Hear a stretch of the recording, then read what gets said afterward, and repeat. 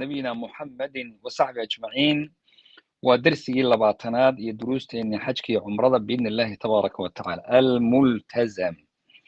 هل كان وحنوها لنا مال إلى الملتزم وكتغلا كعبده oo ay muhiim tahay in lagu ducaysto maxaa ku soo arooray oo lagu sheegay waa sahalkee multazamku si loo barto ibnu cabbaas wuxuu yidhi iyo mujaahidu ardaygiisii ahaa ana almultazama huwa maa bayna baabi alkacbati waalxajar alaswad multazamka meesha la yidhaahdaay waa albaabka kacbada iyo xajarul aswadka meel u dhaxaysa markii xajarul aswadka aad wax yar soo dhaafto albaabka kacbadana aan weli la gaadhin meel yaroo u dhaxaysa waa halkaa waxaa la yidhahdaa multazam maxaa magacaa loogu bixiye waan sheegi doonaa waa makaanun liistijaabati ducaa ibnu cabbaas baa sidaa dhahaya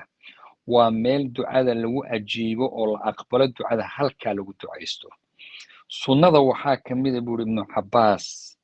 inuu qofku dhabankiisa halkaa saaro hadda u suurowdo laabtana uu saaro labadaa dhudhun oo diraacaanka inta sa u fidiso labadaada dhudhunna aad sa u saarato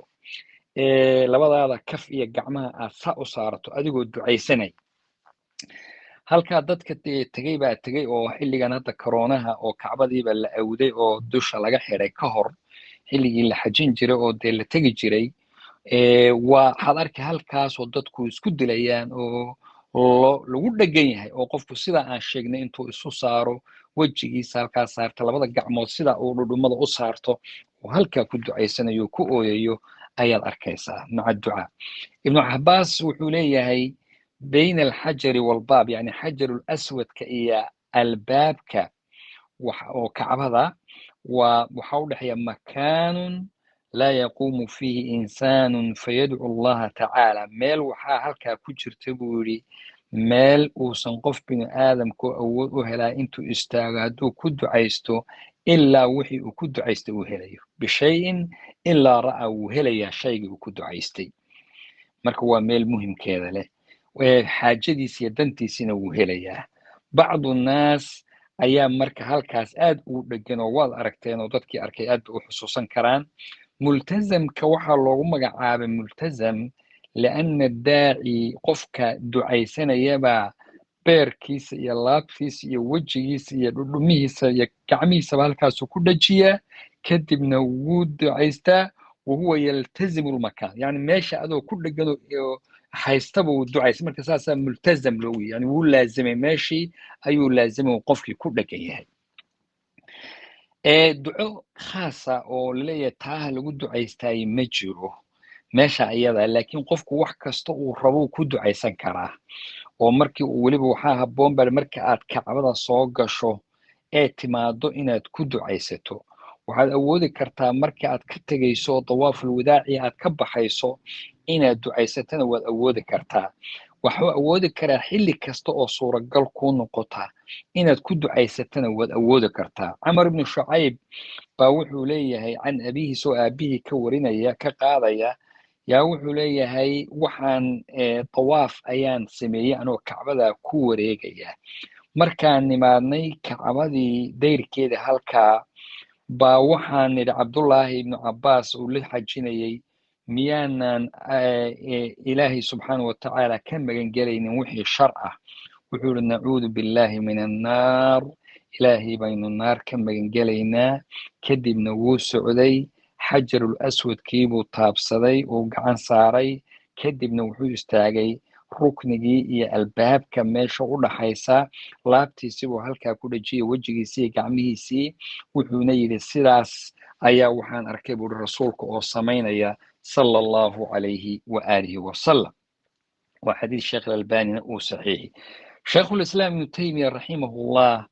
baa wuxuu yidhi isaguna haddii uu qofku wain axaba an ya'tiya almultazama hadduu ruuxu jeclaado inuu yimaado meesha multazamka la yidhaahdo huwa maa bayna alxajari alaswadi waalbaab waana meesha u dhaxaysa xajarul aswadka iyo albaabka kacbada inta u dhaxaysa weeye oo qofku uu dhigo sadrigiisa laabtiisa iyo wejigiisa iyo labadiisa dhudhun iyo gacmihiisa inta kafka ah oo wayadcuu uu ducaysto ilaahay uu weydiisto subxaanahu watacaala xaajadiisa iyo danta uu markaa leeyahay ilaahay wuu siinayaa subxaanahu watacaala asxaabu rasuulillaahina wuxuu yihi sidaas ayay samayn jireen markay magaalada maka soo galaan iyo marka ay tawaaful wadaaca samaynayaan oy ka tegayaan intaba arrinka ayaga way samayn jireen asheekh ibnu cuthaymiin raximahullah baa wuxuu leeyahy mas'aladan waa mas'alo ay culimmadu isku khilaafeen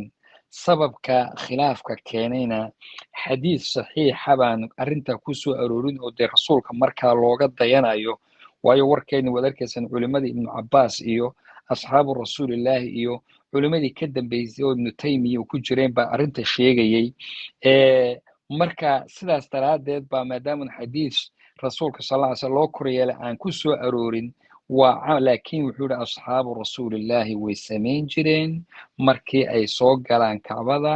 iyo markay ka tegayaan labadaba sidaas daraaddeed ibnu cuthaymiin wuxuu yihi falaa ba'sa bihi in halkaa lagu ducaystaay wax dhibaata a ma laha ilaahay subxaanahu watacaala kacbada allaha sharfiyo ilaahayna haynagu arsaaqo mar walba haynoo fududeeyo tegiddeeda iyo ku ducaysigeedaba insha allah jazakum allahu khayr baaraka allah